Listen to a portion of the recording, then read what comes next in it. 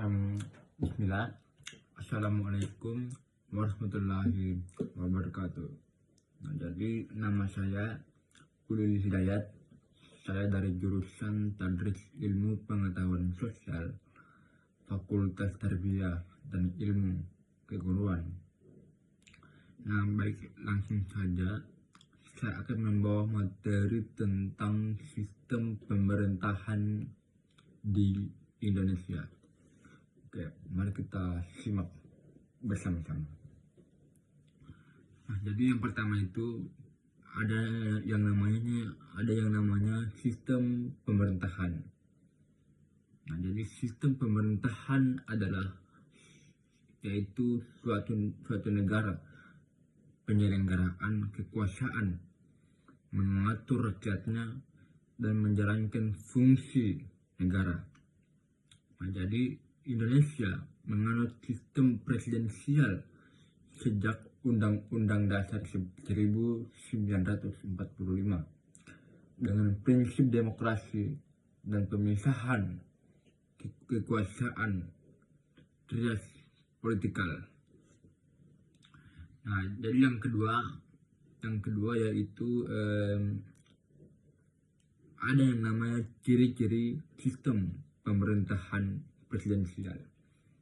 Nah, jadi gimana ciri-cirinya itu presiden dipilih langsung oleh rakyat melalui pemilu. Nah, presiden menjabat sebagai kepala negara dan kepala pemerintahan.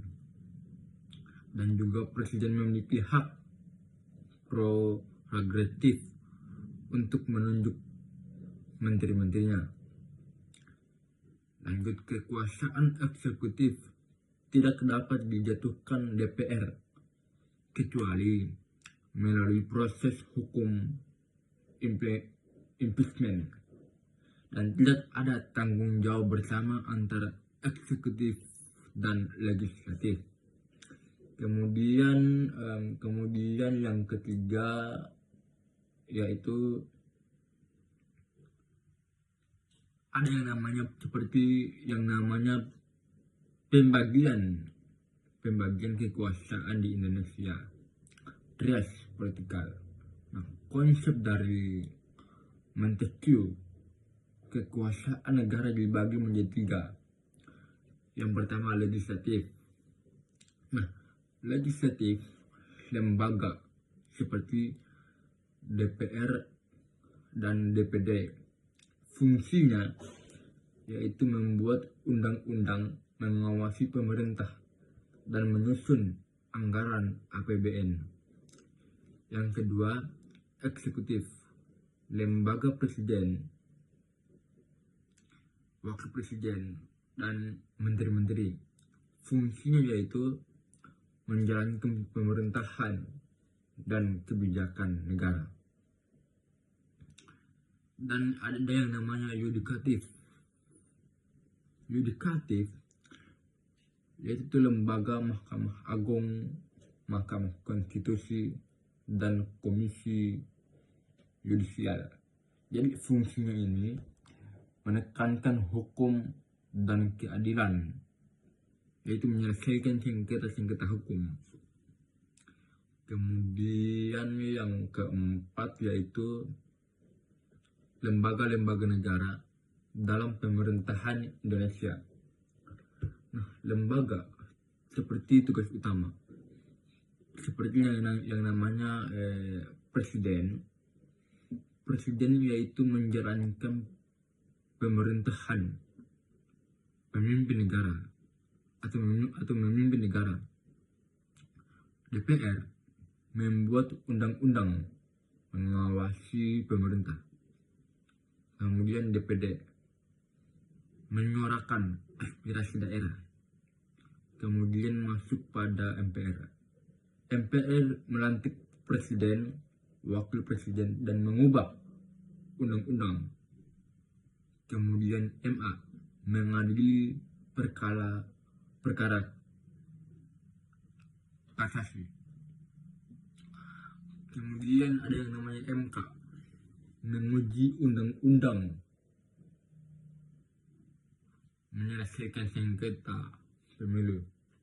Kemudian ada yang namanya KY, mengawasi perilaku hakim. Yang kelima yaitu sistem pemerintahan sebelum dan sesudah amandemen Undang-Undang Dasar 1945.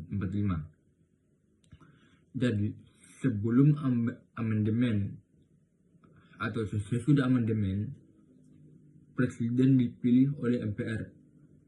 Presiden dipilih langsung oleh rakyat. MPR lembaga tertinggi negara. Tidak ada lagi lembaga tertinggi. Kewenangan presiden sangat besar. Kekuasaan dibatasi dan diawasi. Kemudian yang keenam. Yang keenam ini otonomi daerah. Nah, tujuannya yaitu memberikan wewenang kepada daerah untuk mengurus rumah tangganya sendiri. Contohnya, pemerintah kabupaten mengatur sekolah, pasar, transportasi lokal. Dasar hukumnya adalah ada di Undang-Undang Nomor 23 Tahun 2014 tentang pemerintahan daerah. Kemudian yang ketujuh yaitu prinsip-prinsip demokrasi dalam sistem pemerintahan Indonesia. Kedaulatan di rakyat. Pemerintahan berdasarkan hukum. Pemilihan umum bebas dan jujur. Kebebasan berpendapat dan kemanusiaan. Yang terakhir adalah mekanisme check and balance antar lembaga. Baik, itu saja penjelasan dari saya. Cukup sekian. Wassalamualaikum warahmatullahi wabarakatuh.